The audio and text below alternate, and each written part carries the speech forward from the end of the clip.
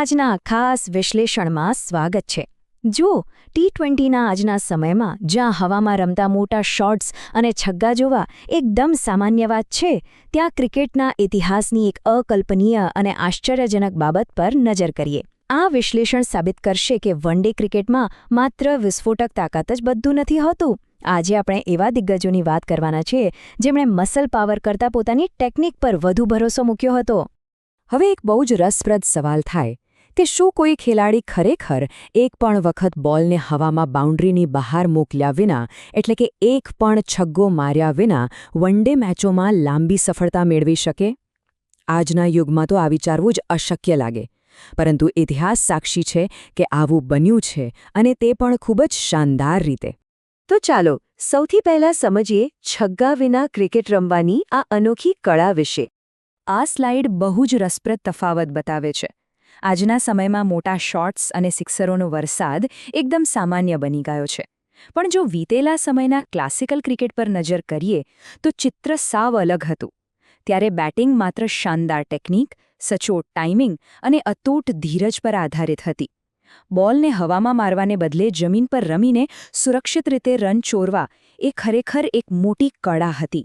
હવે આગળ વધીએ આપણા બીજા વિભાગ તરફ, ધીરજ અને ટેકનિકના માસ્ટર્સ। આ લિસ્ટ જુઓ।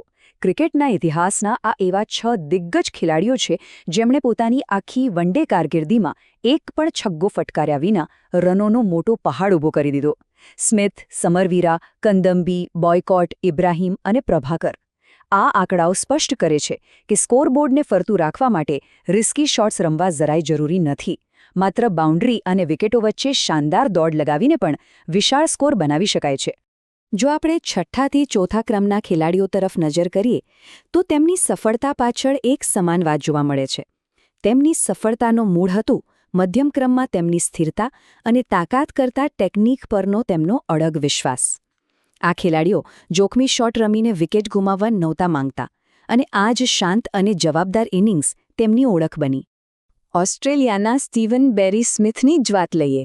1983થી 1985 વચ્ચેની ટૂંકી કારકિર્દીમાં 28 વન ડે મેચોમાં 861 રન। સૌથી નવાઈની વાત એ છે કે તેમણે માત્ર પોતાના શ્રેષ્ઠ ટાઇમિંગના આધારે 2 સદી પણ ફટકારી હતી। જરા વિચારો, આધુનિક સમયમાં એક પણ બોલને હવામાં ઉછાળ્યા વિના સદી પૂરી કરવી કેટલી કઠિન છે। ત્યારબાદ આવે છે શ્રીલંકાના 2 અત્યંત વિશ્વાસપાત્ર ખેલાડીઓ, સમરવીરા અને ડાબોડી બેટ્સમેન કંદમ્બી।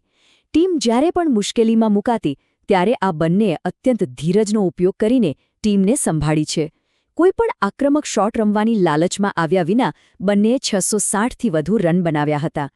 ચાલો હવે એવા દિગ્ગજો તરફ આગળ વધીએ જેમણે ક્લાસિકલ શૈલીને એક નવા જ મુકામ પર પહોંચાડી। 1082 રન આ કોઈ નાનો આંકડો નથી। આ દર્શાવે છે ઇંગ્લેન્ડના દિગ્ગજ જોફ્રી બોયકોટની અદ્ભુત ધીરજ। 36 વન ડે મેચોમાં ફાસ્ટ બોલરોના બાઉન્સરોનો સામનો કરવા છતાં તેઓ એક પણ વખત બોલને સીધો બાઉન્ડ્રીની બહાર મોકલવાની લાલચમાં ન આવ્યા।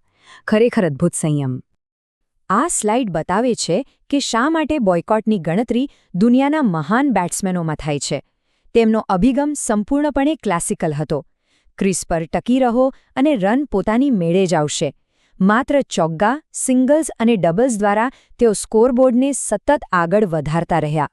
અને જો 1000 રન વધારે લાગતા હોય તો જરા બીજા ક્રમે રહેલા ઝિમ્બાબ્વેના ડિયોન ઇબ્રાહિમનો આંકડો જુઓ। 1443 રન। 82 મેચો સુધી આંતરરાષ્ટ્રીય ક્રિકેટ રમવું અને એક પણ છગ્ગો ન મારવો। મેદાન પર આનો અમલ કરવો અત્યંત કઠિન છે।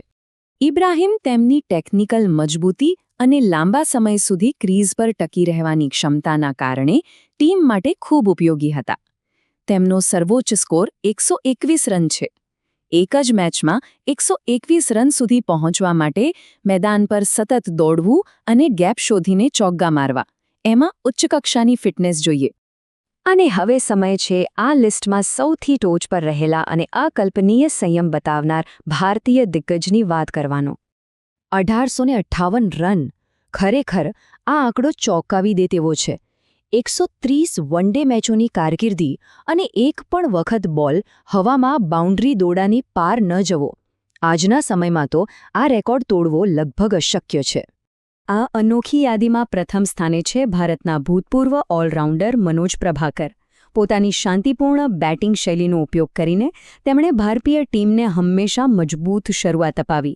આ પ્રક્રિયામાં તેમણે 2 સદી અને 11 અડધી સદી પણ ફટકારી. માત્ર જમીન પર રમીને આટલા વિશાળ રન બનાવવા તે બેટિંગની મૂળ કળાનું સૌથી ઉત્તમ ઉદાહરણ છે. તો આ બધા ઐતિહાસિક આંકડાઓ પરથી હવે એક અંતિમ સવાલ થાય. શું ધીરજ હજુ મહત્વની છે? માત્ર સિક્સર નહીં, પરંતુ સ્થિર બેટિંગ પણ સફળતાની ચાવી બની શકે છે. આ વાક્ય આજના વિશ્લેષણનો મુખ્ય સાર રજૂ કરે છે. વિસ્ફોટક તાકાત જ એકમાત્ર રસ્તો નથી. આ દિગ્ગજ ખેલાડીઓએ સાબિત કર્યું છે કે શાનદાર ટેકનિક અને ધીરજ હોય તો આક્રમક શોટ વિના પણ સફળતા ચોક્કસ મેળવી શકાય છે. અને આ જ વાત આપણને એક મોટો પ્રશ્ન પૂછવા મજબૂર કરે છે.